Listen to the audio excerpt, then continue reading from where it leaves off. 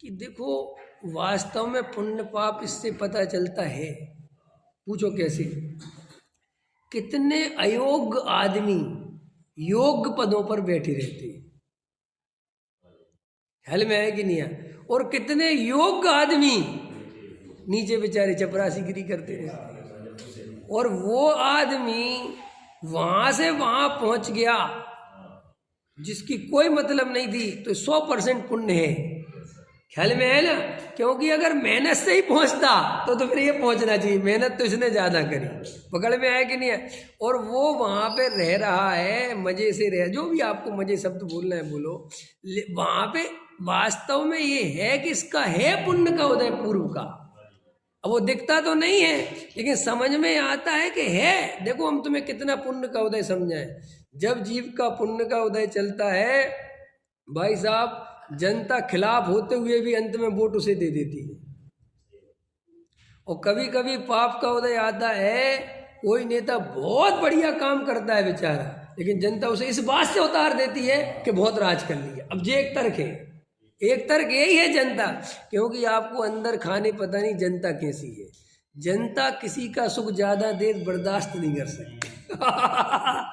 जनता एक ऐसी, इसलिए मैं कहता हूं तुम ये मान सम्मान के चक्कर में मत फंसना। कल की व्याख्या सुनी थी कि जो आदमी तुम्हें मान सम्मान दे रहे हैं, तुम्हारे सामने झुक रहे हैं, वे कहीं ना कहीं से अंदर अपने अहंकार को नीचा करते। जब तो तुम्हारे सामने झुकते हैं तो वे तुम पे 2 आंखें लगा के नहीं रखते, 4 लगा के रखते हैं कि कहीं तो पंडित जी की कमी पकड़ी जाए और हमें कहने का मौका मिले, क्योंकि इसके सामने रोज ढोक देनी पड़ती है। तो वो ढोक फ्री में नहीं दी जाती। ये जो महाराजों को ढोक मिलती है ना, तो गृहस्थ पूरी नजर रखते हैं, पानी तो नहीं पी लिया कहीं से भी।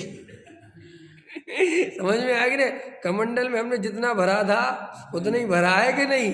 अभी तुम जानते नहीं गृहस्थों को, गृहस्थ बड़े खतरनाक होते, क्योंकि वो नमस्कार करते ना तो मन ही मन लगता है ऐसे थोड़ी तुझे नमस्कार कर रहे हैं, क्या तू ठग तो नहीं रहा?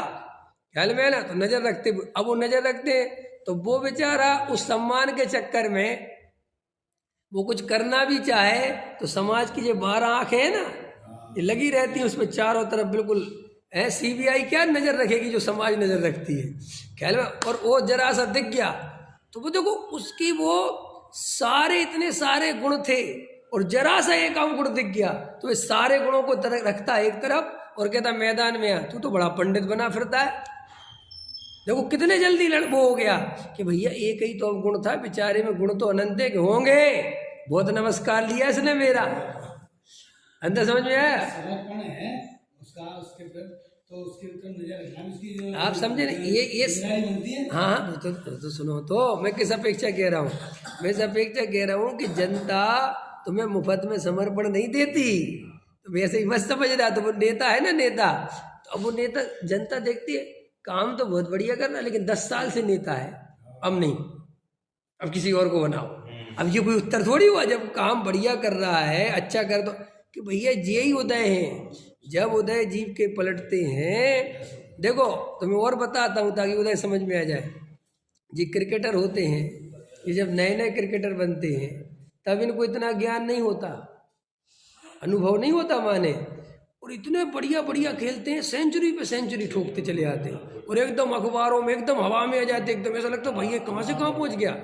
और सुनो, जब उसी का पाप का उदय आता है, जबकि अब उसे हर पिच का अनुभव ज्यादा है, हर चीज ज्यादा पता है, अब वो चल नहीं पा रहा। वो बेचारे क्रिकेटर तो इतने डिप्रेशन में चले आते हैं कि हो क्या रहा है, ये हमारे साथ हो क्या रहा है? कुछ नहीं भैया, बस उसके लिए कोई उत्तर है कि तुम्हारी फॉर्म बिगड़ गई। तो लेकिन हकीकत बात ये है कि ये सब अपन जितने कामयाब होते चले जाते हैं, ये अपने करने से नहीं होते, ये पूर्व का कोई पुण्य का उदय चलता रहता है, जिससे अपने काम बहुत फास्ट बनते चले जाते। और अपन को लगता है कि जी अपनी अकल से, अपनी चतुराई से, मैंने अच्छे अच्छे चतुर को बाद में उनकी सब चतुराई फेल होते देखी कि क्यों, क्या हुआ? उदय पलट गया। क्या पलट गया? 1 मिनट में उदय पलट गया। ऐसे ही ये संसार जब आपको मान सम्मान दे तो आप फूल के अहंकार में मत जाओ। ये मान सम्मान 2 मिनट में पाप का उदय आए तो अपमान बनते देर नहीं लगती। और अगर तुम सम्मान में फूलोगे तो जैसे टायर में हवा भरी तो फूल गया, और फिर एक कांटा चुभाया तो निकल जाएगी, बिल्कुल बेकार हो जाए। ऐसे ही तुम अहंकार में फूलोगे तो जरा सा कोई अपमान करेगा, जरा सा कोई उदय पलटेगा और तुम अंदर बिल्कुल खोखले हो जाओगे, दीनहीन हो जाओगे। इसलिए अपने को अंदर से मजबूत होना हो तो बाहर की चीज़ों से बहुत ज़्यादा प्रभावित नहीं होना। बाहर आपके कोई मान सम्मान देता है तो ले लो, कोई बात नहीं, लेकिन कोई मान सम्मान नहीं देता तो आपको अगर दुख नहीं होता तो आपका मान सम्मान ठीक है। और आप मान सम्मान नहीं मिलता जिस दिन और आपकी रात की नींद चली जाती है तो आपको समझ लेना यही मेरे भाव को डुबोने वाला है, ये इसे यहीं मरूंगा मैं और कहीं नहीं मरूंगा, यही मेरी असली कमजोरी है। क्योंकि बताओ मैं इतना डिपेंड हो गया कि एक आदमी मुझे रोज नमस्कार करता है और आज नहीं करा तो मेरी नींद उड़ गई, अरे बाप रे। और अगर मुझे 50 आदमी नमस्कार, इसलिए जो नेता जो होते ना भाई साहब लड़ते रहते हैं, लगे रहते हैं। पूर्व सांसद, भूतपूर्व सांसद देखते नहीं तुम, अब बुढ़ा हो गया वो फिर भी पूर्व पार्षद, अभी तक वो मिटा ही नहीं रहा वो पूर्व पार्षद तो मिट गया लेकिन वो घर के आगे बोर्ड लगा के रखेगा पूर्व पार्षद, पूर्व मंत्री, पूर्वे। कि भैया जी पूर्व कब हुए थे? कि मैं 30 साल पहले बना था, 15 साल तो मुझे हो गए। ये नरेंद्र नाथ था उस समय, जब ये 15 के पहले ही था, क्योंकि मैं जब दिल्ली में आया था तब से पूर्व ही पूर्व लिखा हुआ है। अंदर समझ में आया कि नहीं आया? उसके बाद वर्तमान कभी नहीं लिखा गया लेकिन पूर्व का चस्का नहीं निकलता।